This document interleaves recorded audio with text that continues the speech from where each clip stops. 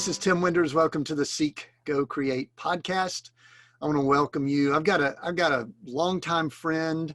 Sometimes we've been partners in business, worked on projects together. I consider him even a mentor in some areas on the podcast today. I'll introduce him in just a moment, but before I do, I just want to continue thanking all of you for listening into this podcast. We are getting such great reviews and results and people sharing it. And I just want to encourage you to continue doing that. It is just really a blessing to us that you're enjoying this to the extent that you would like to share it with others. Keep doing that. We thank you for that. Well, today is when I first started the Seek, Go, Create podcast. I made a list of people that I just thought it would be awesome to get them on mic. Let us just have a conversation, record it, and you listen in. And this guy was one of the first ones that I listed out. Jonathan Patton and I have known each other for going on 20 years, and we know things about each other that we probably will never share with anyone else. I don't think we'll do that on the podcast today, but anyway, he's been an entrepreneur, successful investor. He has had extremely highs and some lows that we might discuss in business today. He is a family man, and in a little while, I'll even ask him to tell more about where he's currently living right now. So Jonathan, welcome to the podcast. Tim, it's great to see you, my friend, and thanks for having me. This is so exciting to reconnect in this way. Yeah, it's very exciting. And even before we pushed record, I kind of warned Jonathan. I said, you know what?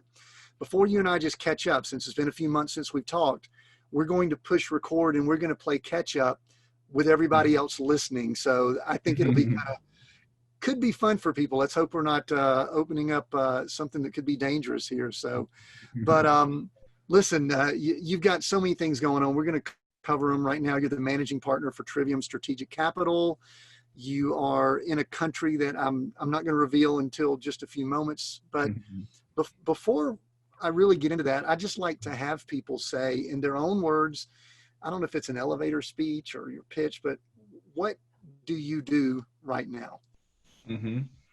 Well, that's a great question. A lot of times my wife gets asked that question and she often doesn't know how to answer it. We have to talk about this every few months, it seems like. But no, I think probably the easiest way for me to answer that question, Tim, is what we do is we help founders of companies, and really ones that feel like they're being led or they've got a vision or they may be called to something that just seems kind of crazy and maybe a lot bigger than how they envision they could actually accomplish it. So maybe they don't feel like they have the expertise or they don't have the funding to accomplish what the vision is. And that's really where we get involved. We like to come behind founders. We help them do three things. We help them to seek, if they have a spiritual background, we help them to seek God. If they don't have that background, we help them to kind of find their purpose. Number two, we help them to get the funding that's required for them to fulfill their calling. And then number three, we help them to go big, actually go to market and expand their market, go international if they're trying to go international. And those are the areas we work with founders. So that's where I spend most of my time. Excellent. And anyway, there's a lot of questions I have that, but I'm going to try to pause because before I do, I would like for you to tell our audience where you are physically located now and maybe give us a little bit of the story of how you ended up there. Because when we first met, I was a Georgia boy, you were over in South Carolina. We were some good old, boys in the South. That's where we'd been and all that. And we enjoyed that and loved that. But now both you and I are kind of expanding our horizons. Where are you? Absolutely. Well, interestingly enough, about 7 months ago, my wife and our three children, Anne, and our three kids, JD, Charlotte, and Emily, we moved to New Zealand. So we're living in the Bay of Plenty now, which I just love. I love every time I say that name. I just love the name, the Bay of Plenty. But we're about 3 hours southeast of Auckland on the North Island. And kind of you want me to share a little bit of the story of how we got here right now? Yeah, go ahead and tell us. Because that would be my next question, because how does a guy that spent time in the South, and I know you went, via Austin, Texas, all of a sudden ended up in New Zealand. We've traveled there. I know a little bit about the area, and that's a really cool area you're in. It's Mhm. not something that you would just stumble upon and roll out of bed and say, hey, let's move to New Zealand. Yeah, that's exactly right. It was never on our radar until a few years ago. So kind of for us, it all started through one relationship. We had a pretty good friend who moved over here about 5 years ago. Our kids all went to school together, and I had started getting to know Logan for about a year before that, and he was kind of on this adventure, exploring where in the world he wanted to get dual citizenship. And he would come back from these trips, and we'd meet, and he was a big gold guy. And you remember we built a mining company up in Alaska. That was one of the seasons of kind of work that we did. And so he was involved in some conversations with us around that. And basically he came back and said, look, I think we found New Zealand. And within a few months they had moved. So it was a pretty quick move for them. He comes back a year later and tells me about this project that he's put together down here, and it really got my attention. It's basically a land banking project, investing in land here in the Bay of Plenty. And I was pretty interested. We came on an exploratory trip and started a partnership with him shortly after that. So this was almost 3 years ago now. And we were kind of the backstory. We were hoping and kind of praying and planning that we would be able to transition a couple years ago. But when they changed governments a couple years back, it became much more complicated to get foreign investment in. And we were planning on funding the project with institutional capital out of the US. And so when that happened, it kind of slowed everything down. And we went through this season of for about a year and a half, everything got slow. We tried to keep it alive, but it became challenging. We didn't know if it was going to happen. And then through a series of events about a year ago, I was at an event in Seattle, and it was really funny because it was the weekend going into the event. The big thing kind of on my heart was, you know what, it's time to just fully release this whole New Zealand idea, because this just hasn't happened. I've tried for 2.5 years. We'd love to go do it. We felt like there was a desire from God around it, but it just hasn't happened, And so sure enough, that's like the first day it's a 4-day event without kids, me and my wife. And I'm just processing, praying through all this the first day. And literally the next day we go to dinner, and I thought I saw a private equity guy I knew from Austin. And I walk over to him at dinner and I tap him on the shoulder. He turns around, that's not him. I said, man, you look familiar. Where do I know you from? He's like, oh, you were the guy that was at my house about 8 months ago in Colorado. Actually, he lives in Colorado Springs. And he said, you were with your partner, Kay Hiramine, and you were moving to New Zealand. And I'm thinking in my head, oh, this is the last thing I want to talk about right now. I don't want to tell the New Zealand failure story right this minute. We tried for 2.5 years. It didn't happen. And he's like, when I met you, I meant to introduce you to a good friend of mine in New Zealand, and he's actually at this event. So let me introduce you. So he walks me over, long story short, connects me with a guy that, Greg Fleming, that I started to get to know, made a few trips moreover, and we were able to get initial capital from some of his relationships locally. So we didn't have to go through the whole foreign investor stuff. So anyway, it was just, it was quite the adventure. And then this summer, we basically were able to make the full-time transition with the family, and here we are. So, gosh, there's a lot of questions from what you just said that came up. Right. You mentioned second citizenship and all, which is very intriguing to me in a lot of ways. But before I do that, a lot of our listeners, we talk about travel and being nomads and kind of stretching ourselves and doing things beyond the traditional way of doing things in life. And I think the first thing that might come across some of those people's minds would be, okay, you've got a wife, you've got children, they might have been in school and all that. So tell us about a move. It literally is on the other side of the world. If anyone really looks, you're on the opposite side of the world. I'm currently in Colorado, just outside of Colorado Springs, like you just referenced, and you're in the Bay of Plenty. That does sound good, rolls off the tongue, New Zealand. How do you go through that process with your family, your children, with let's say extended family that I know you. They probably already think you're a little bit off anyway. Not a little bit, yeah. I've been in that category for a while. So how does Ann and JD and the kids, how do they deal with this?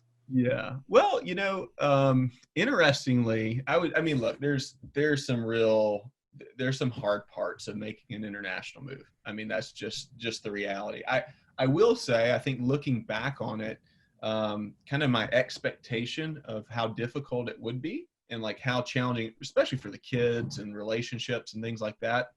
I guess I thought it would be a lot more difficult than it actually was. I think kind of being 7 months into it on our side, and if Ann was with me right now, she would say the same thing. The beginning was pretty hard because it was just a lot of just the couple months of getting set up in a new country and everything that goes with that. There's a lot that goes in, and you don't feel like you're effective at maybe your job or whatever you're trying to do because you got all this other transition you're managing. But really beyond that, it's really been a really good transition. I mean, our kids, they actually like school better here than they did in the States. I mean, that's what they say. It's a bit of a different culture here, as you know, because you spent some time down here. But they're enjoying it. They're making friends. One of the things for us is we were able to move onto a property. We're on 28 acres up in the mountains, and we overlook the Pacific Ocean here. So it's in Austin, just our situation, we lived on a golf course there in a suburb, which was great. We loved the area, but we were dreaming about getting onto some land and kind of having a different vibe for the kids, and we shouldn't know it was going to be in New Zealand. So here we are. So they're adapting well and they're loving it. Now, one thing about New Zealand for us, observation, you can correct me if I'm wrong, but it seemed to be, I don't know if simpler is the right word. Yeah, it is. I sort of felt like I was going back in time. I'm older than you. We won't talk about how much, but like I grew up in the 70s, outside of Atlanta in a little suburb, and it felt a little bit like, I mean, there's 4 million people. It's the same number of people in Atlanta, so, or something like that, I think. Yeah, no, it's I think 4.7, 4.8. Yeah, not a huge amount of people. You've got the land mass is about the size of Colorado, actually, as far as land. But it's a very, we really like the people here. We like the culture, but it's, very often we sit there and think it's such a different dynamic than the States, and we like that right now. How so? Give me some specifics. It's a slower kind of culture. Not I don't mean that in a lazy kind of way. It's just there's different values. I would say community and family. Although we had great community and and things in the States, that was the hardest thing to leave for us. Our friends and kind of the community we had locally, but here I think it's more a part of the culture. For the family structure and the people to be more interested in relationships, like everything, at least, and we're in a small town in the Bay of Plenty. So we're in New Zealand, but we're in a small town in New Zealand. So, it's a different DNA, and one of the ways we talk about it is, America is such, and we love America. For us, the move wasn't away from America. It was just, it was a desire towards New Zealand, at least for this season. And, but America is a real big story and a loud story. You know what I mean? And the New Zealand story is just a lot different. It's a much smaller story. And so it's just interesting. It's interesting to be in a different season and a different culture, and we're enjoying it so far. That's good. That's a great way of saying it. The story. That's really, really cool. How's your stress levels there? My stress levels are less here, and one of the things that's interesting is, I think even apart from just kind of the culture change, I think one of the things I've noticed is that for me, God's used this time to, just the nature of any transition, there's so much that goes into it. So a lot of things, sometimes whether we like it or not, get reset. So it's been a really cool opportunity to, reset some of the habits, reset. And even because we still are involved in projects in the States and managing partnerships there. But, even from a work standpoint, living here and still having some responsibility in the States has forced me to think at a much deeper level and more constructive level about what's most important, to prioritize differently, and to cut a lot of things that, I just didn't even realize could be cut or needed to be cut, and so that's been one of the interesting takeaways for me so far. So I'm really enjoying that part of it too. That's interesting. For us, as we kind of moved to more of a nomad lifestyle, we realized we had to identify those things that we left behind. And it Yeah. sounds like maybe you guys did too. And the reason I bring it up is kind of a little bit funny. We both met when we were building real estate companies, Mm-hmm. and you were still in college at the time. I was older, Mm-hmm. and if we talked about stress levels, I think maybe on the outside we wanted Yeah. people to think we were kind of cool and all that, but we were pretty high strung, weren't we? Oh yeah. And I went to a military college, and it's just like you're designed to never let the stress break you. So that doesn't mean it's good though. Even if you can do it, it doesn't mean it's the right thing to do, right? Yeah, and part of it's, I think, the culture win, and maybe that's one of the challenges of the American culture, is that Mm-hmm. there's always this, I hate to say never enough mindset. Yeah. I had it, I know you had it, and all of Yeah. that. So, there's so many things I want to go into, Jonathan. But before we go too much farther, I think Mm-hmm. I think you mentioned you'd listened to some episodes of early on with me sharing from our real estate business and things like that. And one of Mm-hmm. the goals that I want to do is to kind of share testimony and, not necessarily just faith, even though I know faith is a big part of your story. Sure. But I know that you built, you're an entrepreneur, Mm-hmm. you go and do a lot. But back in the early 2000s, we were building real estate companies, and that led up to '08. And, a lot of things went on then, some of it by our own doing, some of it not. But I think it's valuable. In other words, I'm learning it's valuable for listeners to hear more about some of the Mm-hmm. things that people went through. Yeah. And I know you're not shy, you haven't hid it or anything like that. Yeah. And some of it is pretty rough and raw. So I'll let you share what you want, but go back a little bit to the starting of your real estate company, the Mm-hmm. quick growth that you had, Mm-hmm. and then we'll follow up a little bit with kind of then what happened. Because that was really your first business entrepreneur venture, right? Yeah. Yeah. No, we started investing in property when I was still at the Citadel in South Carolina. So after my junior year, we bought me and a couple friends who, Patrick and Dusty, we bought our first investment property, and we flipped it. And the short story is, I think we made 40 grand on that deal. And I was looking at getting a job as an engineer coming out where we make 35. And I'm like, well, I'm not going to do that. Why would we do that if we could do a lot more deals, So that was kind of my introduction. And then we met very shortly after that, really when we were in this phase of, how do we really accelerate the growth and, start building a much bigger business than just doing a few investment properties. So yeah, we had a lot of, look, starting anything new when you don't know it, there was a lot of challenging parts to that in the beginning, the first few years. But in reality, those first, 5-6 years, we had a lot of success. We grew real quick. Our top year, I think we did 54 properties that year, and raised a lot of capital. That was the thing, probably myself personally, that I always, for whatever reason, I felt like I was really good at. We had a lot of success in that area, so it allowed us to keep growing and growing and growing. Which all that sounds great, and until you hit a market like 2008, and it's not so great when you've just built this massive real estate portfolio, and you can't sell real estate, you can't refinance real estate, your investors lost 40% of their money in the market, they're not doing real estate, and you know what that's like. Sure. So Yeah. before we go into some of the real ugly, something that Mm-hmm. I've kind of thought about myself, being real Mm-hmm. estate guys during that time. And, we coached, you coach, we had people all over. Mm-hmm.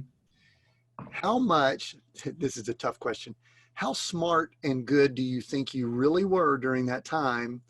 Or how much were you riding a wave Yeah. that a lot of people were doing or could have done? And that's kind of a tough question, but it's part of the Sure. analysis that I think we need to do, is like, how good were we really and Yeah. during that time? Yeah. Well, listen, I mean, that market was a ripe market. I mean, looking back, you don't know it. See, I just started, when I started, the market was great. And we just had yeah, we put the hours in, we did the hard work, we aggressively grew, we did all that stuff. But in reality, you were in an environment where you could do that. You couldn't do that in different industries, even at that time, just weren't set up like real estate was at the time. So I think, I think that has a lot to do with it. I mean, I think that I think it was a culmination of all those things, but it definitely wasn't that we were just the greatest investors in the world. There were a lot of people doing really well in investment if they're willing to put the time and the work and the education into it. Yeah. There was activity. We had to do stuff Mm-hmm. and things Yeah. like that. So that Mm-hmm. before we kind of go into a little bit of how you handled the downfall and how Mm-hmm. it impacted your faith, family, things like that, I always like to ask people, how do you define entrepreneur?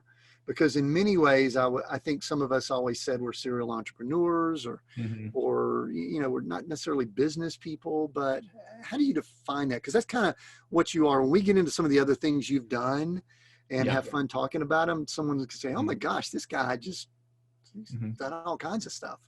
Yeah. Well, the entrepreneur is the crazy person. I mean that in a good way. They're crazy enough. I mean, there's a certain gift set, I think, that can go from 0 to whatever, 2 or 3 or whatever, that true front end, right?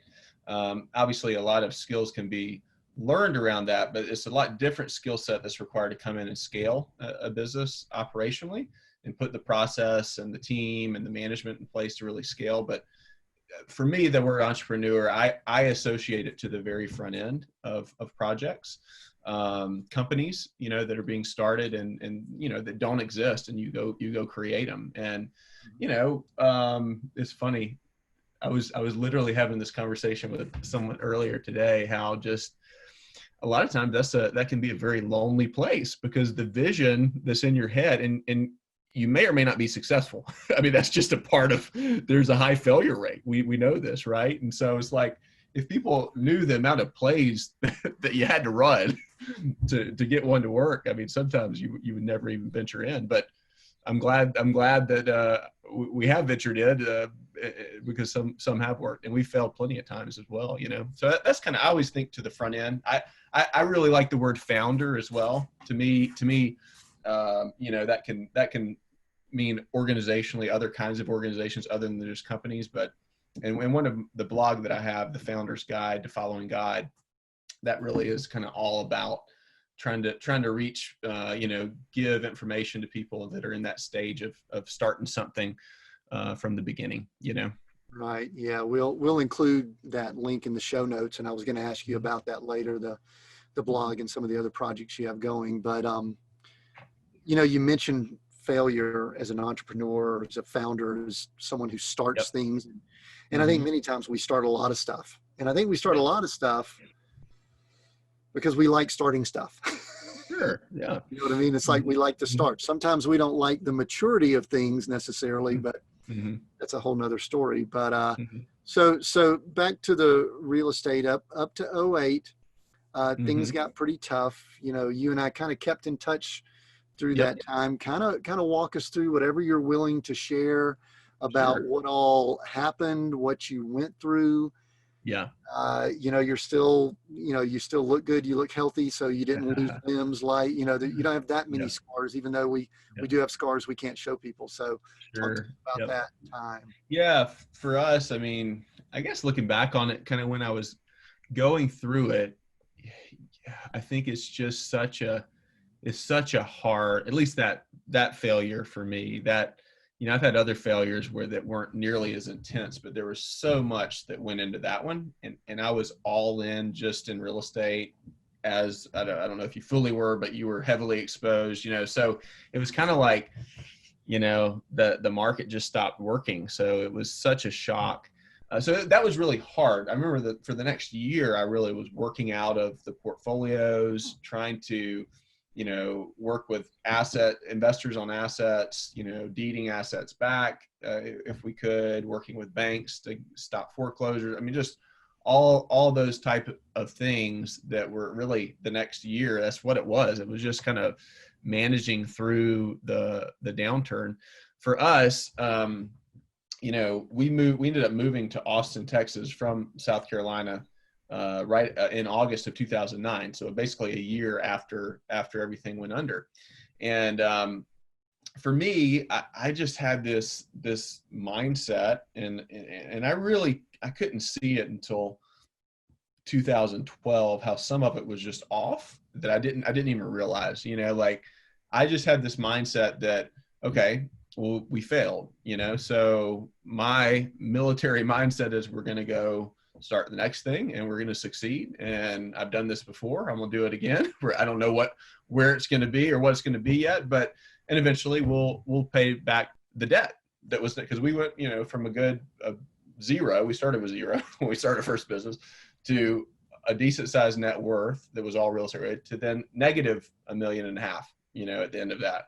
So, but in my mind, I was going to pay all that back, and that's just the way it was. And really, for me, I didn't even understand how much pride was just inherent in the DNA of everything around that. And I would never even ask the question. Like, that was the one area that I didn't see until 2012, that, like, I never even asked God about bankruptcy, because I didn't believe bankruptcy was okay.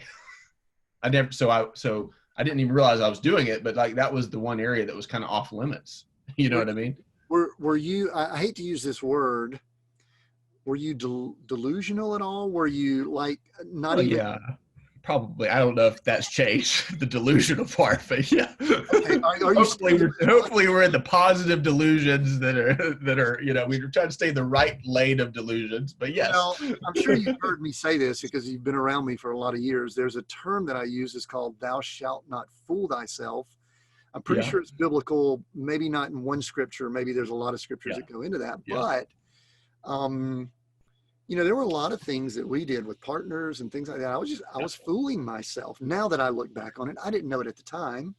But, looking back, for me, what I think would have been a wiser decision is filing bankruptcy when it happened, so that everyone could reset, because I didn't file till 2012. Okay. So I fought for 4 years to try to building my next companies and all this kind of stuff, trying to make it work. And it just never got there. And I finally reached a breaking point in 2012. Actually, I share in detail. Actually, it's funny that you bring this up, Tim, because when I started the blog, I really felt like and I wrote about 25, episodes for the blog. And then I was going to release it all, start releasing it every other week. And I felt like God was saying, you know what, the first one needs to be about bankruptcy. That's the biggest story, because this is the one that most people won't talk about, and this is what people need to hear. That's what he told me with this podcast. What's up with God? What's up with that? Because here's the deal. Everyone, no matter what you've been through, no matter where you're at now, no matter where you're going, if you haven't experienced failure yet, or hardship, or whatever, however you want to define that yet, you will in this world. That's part of this world. Now, some of that comes from the mistakes I've made. Some of that's external environments, a market crashing, a lack of wisdom in an area, whatever. But the point of that is, like, that's the reality. That's the reality that is part of all of our stories. And if we're not willing to talk about that stuff, then we can't have these real conversations where, because when I have a real conversation like that with somebody, that's when I receive wisdom. when we're having a conversation about the reality, not just the surface level stuff that, you can kind of hear about anyway. So, I think it's so important to go there, to press into that, even when it's uncomfortable, and really kind of see what's behind that, kind of at a heart level and a mind level, and just relationally with people, Sure. So from 9 to 12, you were kind of living in it's going to be okay, I'm going to rebound. And I Yeah, was too. Just so it's, you and I have a lot of parallels. That's, I think, one of the reasons yep, we've been drawn to each other. And many times iron sharpens iron, and we always like to compare notes and things like that. Very similar mm, thing. So now, mhm, you had a family and children during these 3 yeah, years. Um, yeah. Tell me Hmm. about how it impacted your family. And I've shared a lot of this in previous podcasts, but tell Yeah. us how. I mean, you're survived. Your family's still intact, which is beautiful. You have a beautiful family, and how did Yep. they handle all this?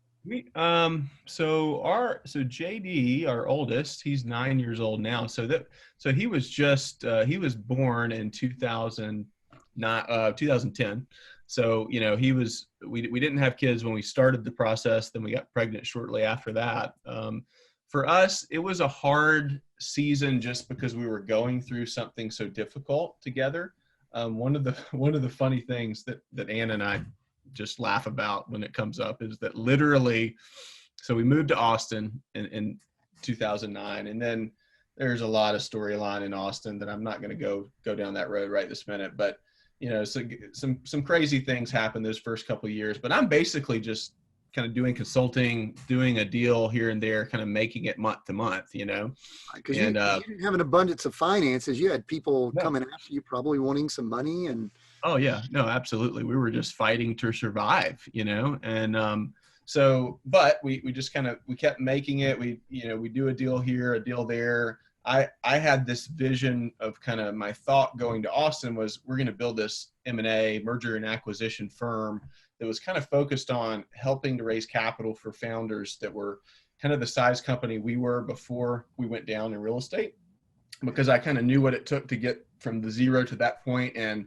I think if I would have handled the financial side of the business better and would have de-risked earlier in the process, I don't think we would have suffered as bad. But hindsight's 2020. So anyway, that was kind of what I was going after in Austin is that type of client to help those groups raise capital. So when we started going through the hard part of it, it was still very difficult and month to month for a while. But when we finally decided to file bankruptcy, and I'd actually encourage people to check out the blog for the full story there. But the short version of it is, we go through this process. We feel like we're supposed to do it. Okay. And one of the funny things was we finally got a babysitter. It was one of the first times I think we got a babysitter in Austin. Because we had to get a babysitter. We had to spend the money, get a babysitter, because we had to go to the bankruptcy court. We couldn't take the kids with us, So Ann and I are sitting there having coffee, and like it was great. It was one of our favorite dates, and it felt so freeing because we're like going to the bankruptcy court, and it's this huge release of stress of like, oh, this part is over. Like I don't have to. It's not on my shoulders. Yeah. I mean, this season's over. It's time to move on. And it was interesting that we look back on that as one of our favorite dates we've had. And it was, what a lot of people would say that'd be the worst time, which it was. But for us, it was the time where we were actually being set free. So it was one of the more empowering times at the end of that part of the journey. deal. That is interesting because we didn't have to get a babysitter, but I do recall going to the bankruptcy court, and it's not, I won't say it's not the most edifying, and No. did you deal with any guilt, shame? Yeah, Remorse? I think for me, that was the driving motivation that I was trying to avoid the entire 4 years that I was fighting to stay out of bankruptcy. I mean, that was what was underneath. My biggest fear, in reality, was the fear of failure and letting people down. But I needed to go through that and deal with that once it had happened, so that I could be healed and I could move on to what was supposed to be next. Is part of that what other people might think of you too? Kind of a hard charger, success. Oh yeah. Oh, that stuff's deep in the DNA. I mean, and I think, it's interesting because not until we moved to Austin did I start actually getting around some people who dug a lot deeper into these areas. Because until I was in, my 30s, I never really kind of went into the introspective side of like, why we do the things we do, how our personalities are developed, what does that mean to people and teams we're working with now, and just kind of, just getting more understanding around that so we can continue to see how we can grow. Sure. And I know you're a man of faith. I know, and y'all are, have strong belief. Mm-hmm. What about that process? And then we'll move on because there's much more exciting things to talk about. But Mm-hmm. what about that process was a challenge for your faith? So for Before, during, and after. Before, during, and after. Because similar to you, I kind of had this, the scriptures. You're not supposed to, first of all, go into debt, and then secondly, bankruptcy and different things like that. So was there anything like that you had to work through, or? I think the thing for me, the big thing was not because I didn't understand it until I got to the point, till I finally was humbled to the point where I was willing to really talk with God about filing bankruptcy. That's when I realized how off I had been in that area, if that makes sense. And I think that, yeah, so yeah, that was where the biggest, again, and I never even saw it until 2012. I just couldn't, I was blind to it. I had my idea of what the right way to handle this was, and it wasn't doing that, And it wasn't working and things like that. And, Yep. Part of it, there's a lot of lessons that we learned about operating within the Babylonian system and the kingdom and different things like that. But all right, so somewhat of a clean slate, 2012. And you begin moving on, and you were doing a lot of things in the Austin area. One of the coolest ones to me that I'd love to hear more about is the mining, the gold, things like that. I think that would be intriguing to some people. But what other things were going on there? I mean, were you scrambling? Did you have a plan? Were you just seeing whatever door would open? I mean, how does one start moving forward? Yeah, I think it was probably a combination of all that. I mean, for me, I was already as much as I could trying to move forward, before I actually filed the bankruptcy. So the bankruptcy for me, I'd already started our next company with a partner. We started a company called Noble Mining, and kind of the way that came about was a friend of mine in Austin. Jason, he came out of the precious metals brokerage business online, and he wanted to move into the physical mining. And he brought a project to me in Alaska, and I looked at it and I thought it was a great idea. Let's go, check it out. We went on a trip, did some diligence, came back and put a capital raise together around it. It was one of those deals that it took longer than we expected on the front end to actually get it funded, which it's funny because, we've fundraised for a lot of projects, a lot of our own projects, and then helping clients as well. But it's just weird. Some deals, I've had some deals literally where we will sell the investment in the first meeting. I have one like that, the full subscription, first meeting, deal's done. I'm thinking this is going to be a 120-day process, and then you have some that you start and it's like a year later, you finally get the traction that you're trying to get, But yeah, that was, we started that. We raised some growth capital. We went and acquired 3 mining properties, 2 in Alaska, 1 in Northern California, and barged a lot of equipment up from Seattle, and went into operations as a gold mining company. So that was quite the adventure. It's like funny. I don't think about that one as much anymore because I haven't been involved with it actively for the last probably 6 years or so. But yeah, that was a crazy one right there. And I actually came in around and hung out with you guys some there. Yeah.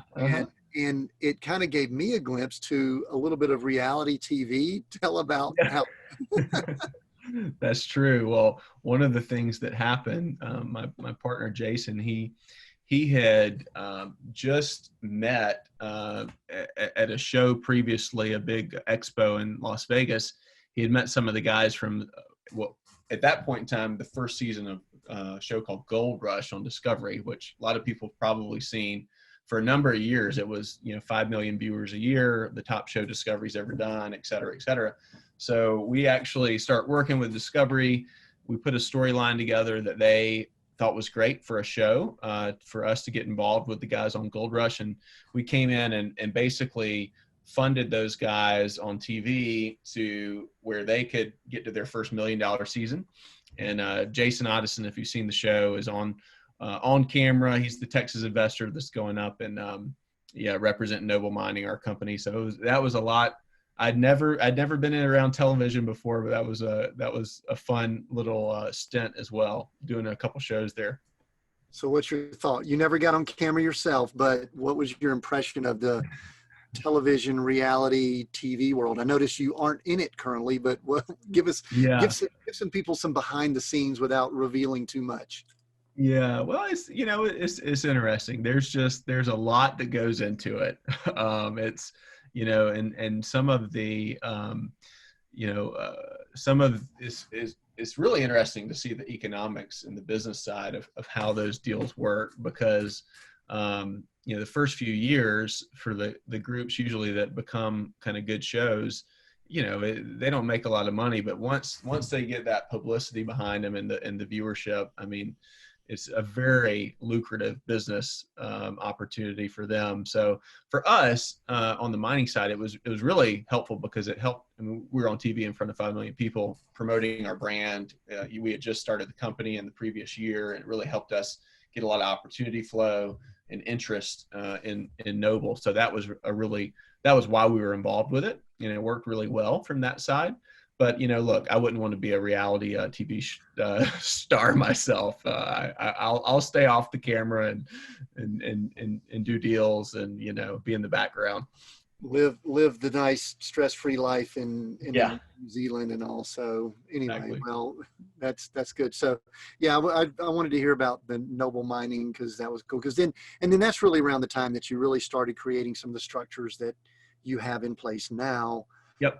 With your companies that you have. Before I do want to go over, because there's some technology and some things you're involved with now that I think maybe it could be helpful for the listeners, and there may be some people that may want to engage with you that listen in. But something that I like to talk about business people, entrepreneurs, and people of faith with is I like to try to kind of dig deeper on their beliefs about money. Because, as you know, we spent some time in Bible school. We've been around a lot of churches. You've been around churches all over. And I noticed that money and followers of Christ and business, and maybe that's one of the things I want to bust up a little bit with this podcast. Sometimes those things don't mesh well. And so talk to me. I mean, maybe go back, when you were starting your first business, and then as you've gone along, what does Jonathan Patton believe about money? Well, I think for me, there's been a group that I've been involved with for the last 9 years that's had a really profound impact for me in my journey around money. It's a group called Generous Giving out of the States. And then the international version is a group called Generosity Path. And basically the DNA behind that is, really approaching this topic of money. And what we do, we launched Generosity Path New Zealand here when we moved here a few months back. And it's really cool because what we do is we get together groups of people that have some means, and we talk about this concept of money, but the kind of the ground rule is you can never raise money in this environment, and you can't ask for money if you're in a nonprofit kind of role or anything like that. So it's really interesting. So the whole point is we go through experiences and share stories around money and just see how God uses that around this topic of generosity. So for me, when I got involved with that about 9 years ago, it's the first time I started really to explore what I actually believed. I mean, I probably before that, I tithed to my church. I was a part of my church, leader in different capacities, but it was just kind of like a thing to do. And I thought that was kind of the extent of it versus moving to, and it is a journey. We're all on an individual journey around this topic. So one of the things we like to talk about is, my journey and where I'm at with God and on the journey is all about my relationship with God, and it's not prescriptive. Like what God's asking me to do, he's got something that he's asking you to do and others to do that are individual messages and kind of ideas for them based on where they're at. But moving from kind of just this, tithing being a baseline to just the idea of stewardship, to where for me, it's not even like the money's not even my money. So as crazy as that sounds, my job is just to manage whatever resources I've been giving, money, relationships, etc. Like I'm just supposed to do a good job, do the best I know how to do with those things. So, but yeah, I mean, that's such a hard area, especially with, the expectation around that as an entrepreneur, just the natural kind of inclination and the reality of kind of the world, in my opinion, is just set up to, promote this idea of success, whether you're successful or not, at least until you get to that point.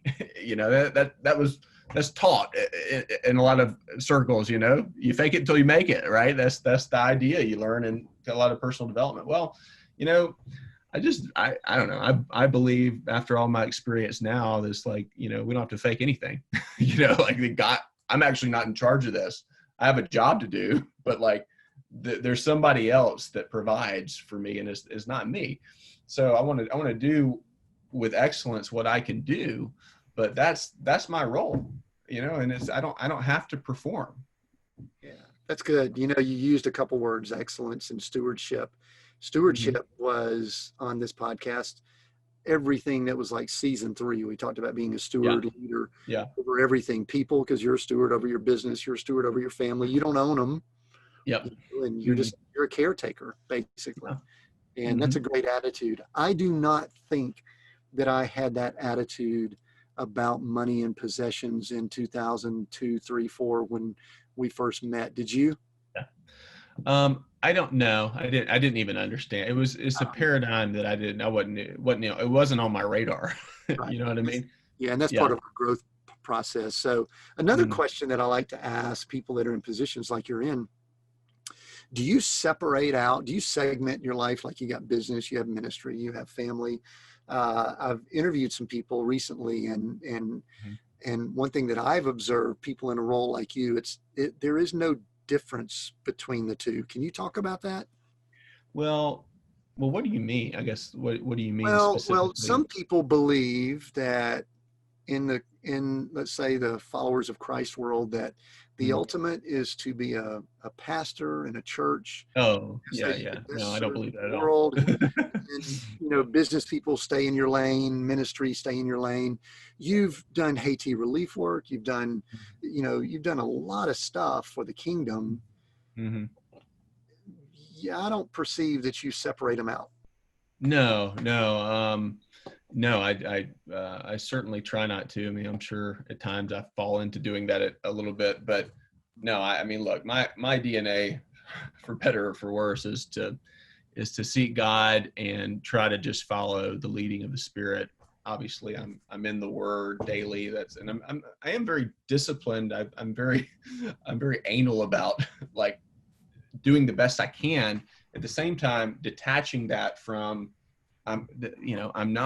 it's not on me, right? So, from my standpoint, no. I mean, we spent 5 years building sustainable agriculture operations in Uganda. That was simply because we went on a mission trip. There are people dying of starvation in the church, and the pastor asked if we could help by creating jobs, and we had no idea how to do that, but we said we felt like we were supposed to, so we did, and we came back to the U.S. We started a nonprofit. We started raising capital, and we launched that, and we're able to do right at 20 projects, digging 20 water wells, irrigating acreage, and developing some sustainable farming operations for the church up in northern Uganda.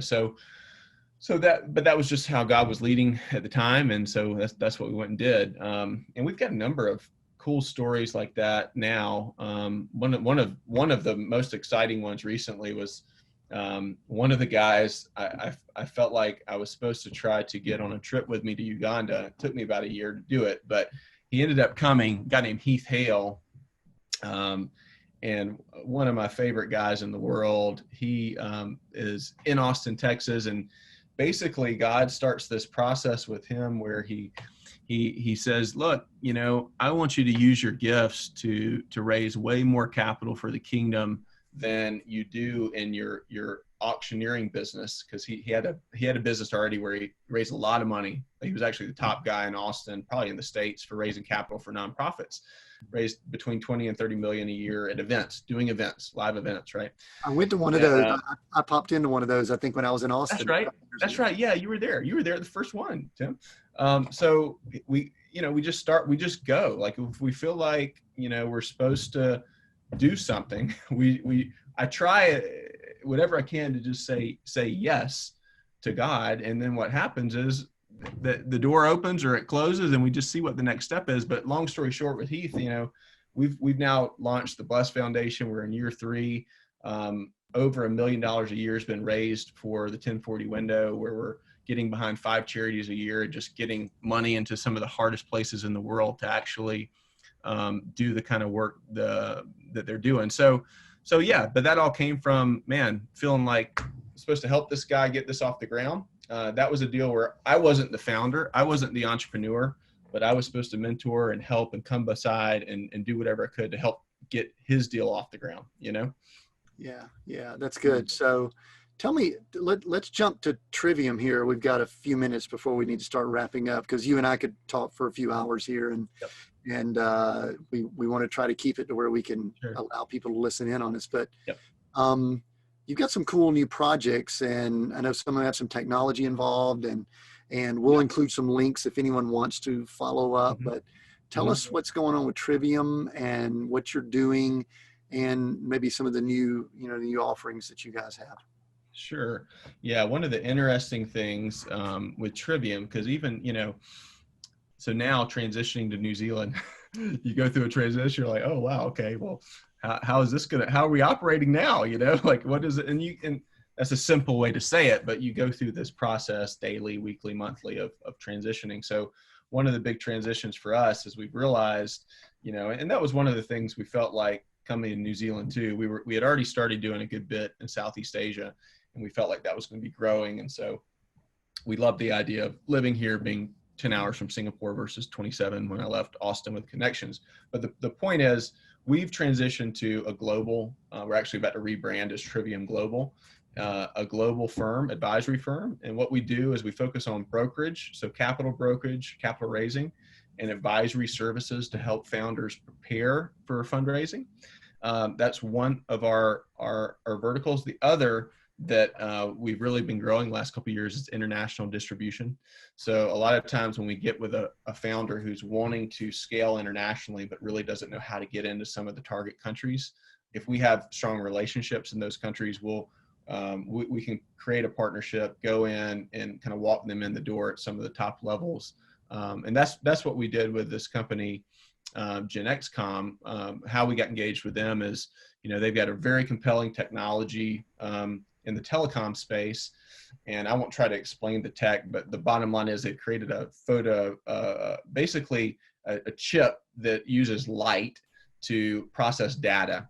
And so the application for that makes it basically 1,000 times faster than the current model. And they've already signed contracts with some of the largest telecoms in the States, and now they're trying to go to market internationally. So we took them to Telkom Indonesia, which has 220 million users.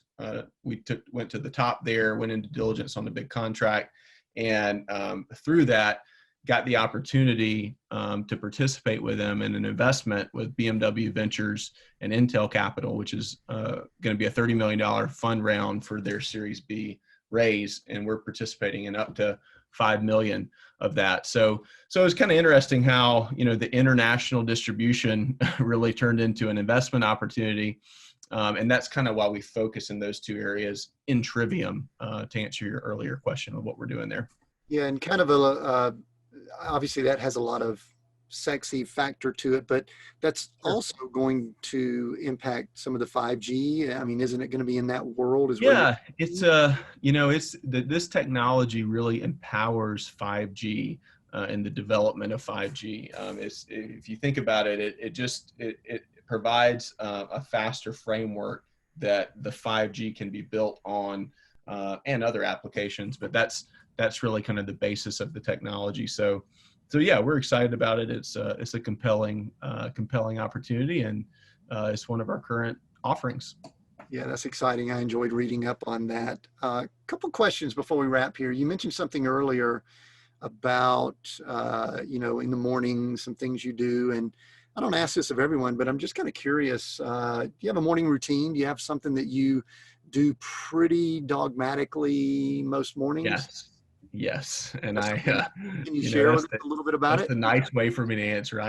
The other way to say it is I'm anal about it. Like, I cannot start work until I want to tie a couple things together. When y'all were doing your move and you said y'all were a little off getting things in order, did it mess that routine up? Because I noticed that a little bit with our RV mode of travel. When I do a little travel and I get out of my routine, I have to work hard not to get, I hate to say this, grouchy, grumpy, or whatever word you want to use.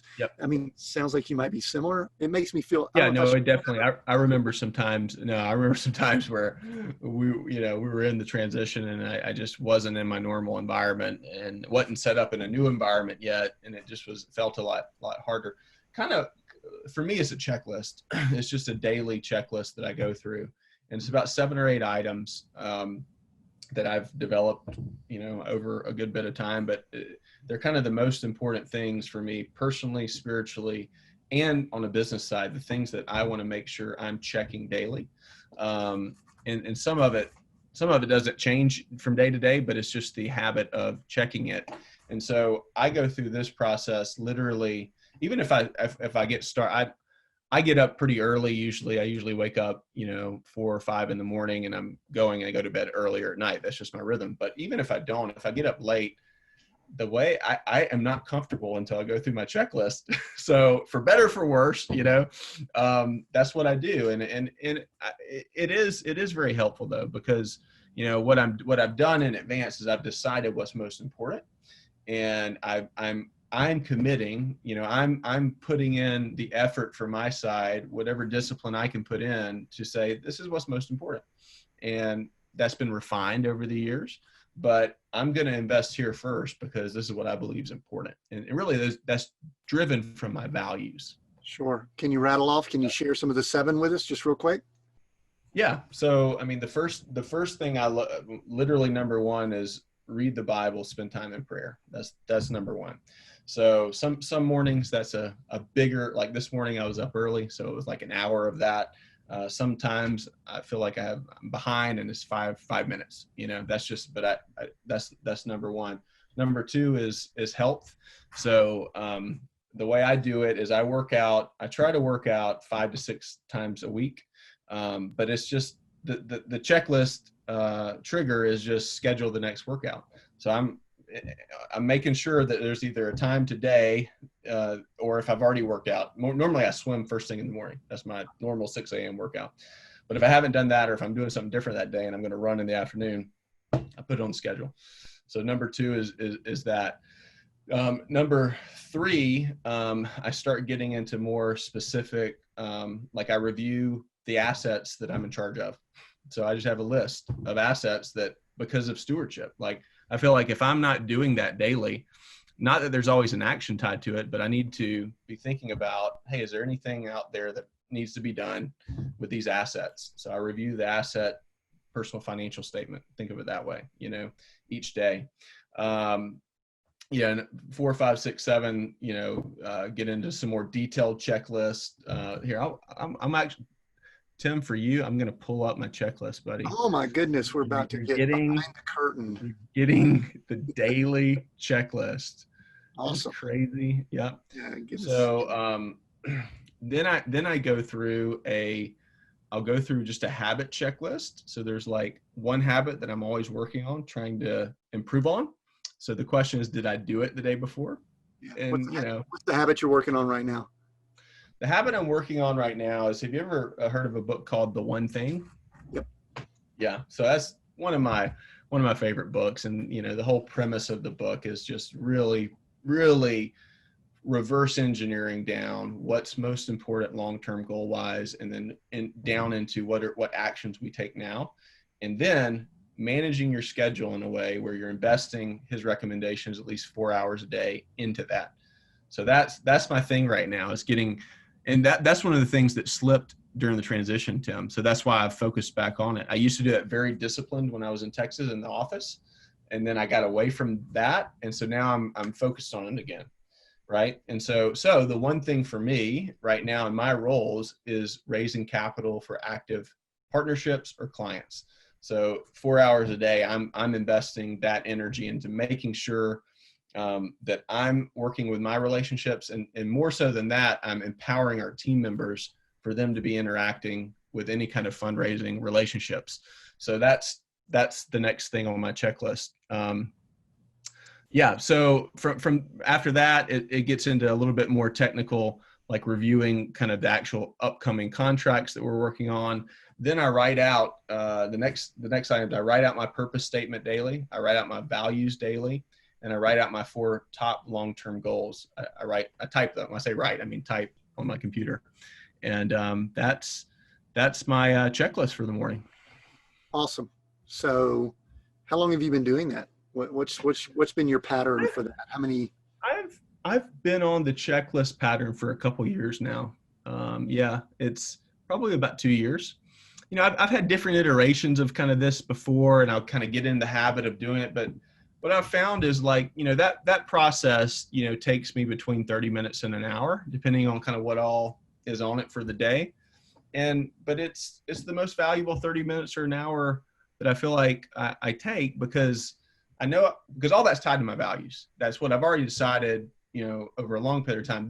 These are my values, and this is what's important, you know. So I'm taking action on those areas, and then I'm planning and I'm organizing around the things that are related to the actual work and output that needs to go out for us to do the right work we need to do, you know. Yeah, that is so good. And in fact, it's interesting, it's right here at the end of the podcast, that could be, for many people listening, one of the most valuable things that they've heard here. Mm-hmm. Jonathan, I wrote down a question that I was going to skip because we're short on time, but I've got to ask it. I know you've done so much, you've seen so much, you've traveled quite a bit. What, up to this point in your life, has been your coolest life experience? The coolest thing you've done, traveled, seen, whatever. I sprung that on you. I didn't prepare you for that. That's a big question. You know, I don't know. Ann and I have talked about, we've done a lot of stuff. You know, but actually moving the family to New Zealand's been the craziest thing. Right now, we're in the middle of it, so it's the most kind of front of mind. I mean, it's the thing we're most excited about now.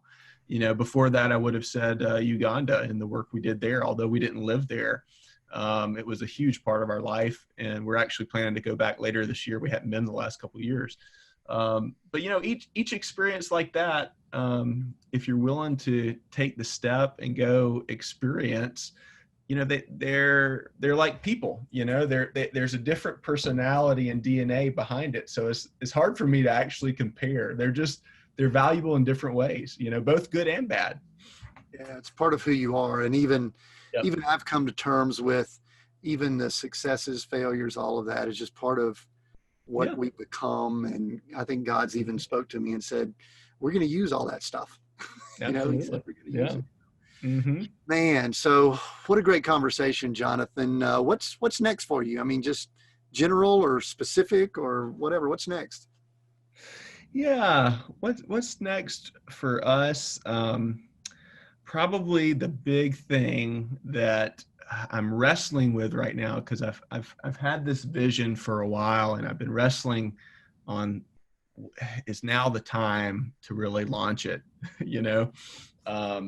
But there's a very specific idea that I know that God's given me, and it's the name of it's called Dangerous Catalyst, and it's all about kind of this the reality of exactly who we're talking about, who you're asking about, Tim, the catalyst, the entrepreneurs, you know, the founders, the people who are seeking, and they're going out and they're doing, something that that's uncommon and that is challenging, and that a lot of times is dangerous. I don't necessarily mean physically dangerous. I just mean kind of, it's going to be dangerous to some people.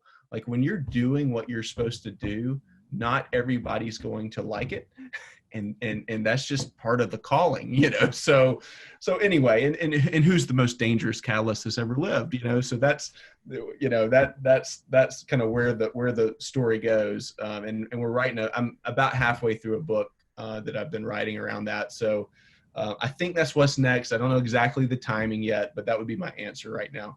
Well, that is awesome. And it could be maybe a year from now, another podcast interview, and something that you and I may need to speak about offline, because we keep interviewing people that haven't been released at the time you and I are recording this that are going to fit into this category. And I believe a lot of the people that are going to be listening in are going to participate. So anyway, last question, even though that you kind of opened a door there, that was really cool.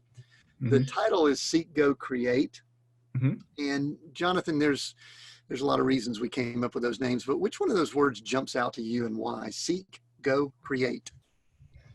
Well, I like all of them, but I would say, probably seek.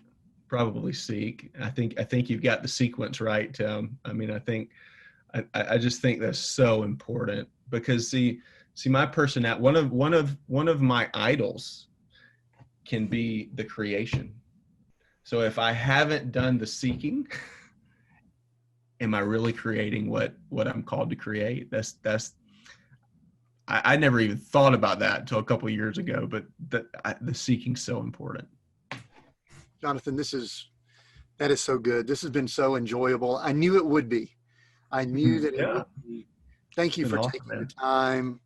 Tell your wife and children, thank you for being able to break away from, it's sunny where you are, it's dark where I'm at, I could see, but thank you so much. I just want to thank everyone for listening in. I know this has been so valuable and stretching in so many ways, and that's kind of our goal here on this podcast, is to stretch us, allow us to think differently, and we've definitely done that today, and I so appreciate it. And I just continue asking you as the audience to share and rate and let other people know about this, because I believe that catalysts like Jonathan, dangerous catalyst, I do think it's a small number of people, but I think there's more people out there than we even realize. So thank you so much for listening, and we will speak to you again on the next episode.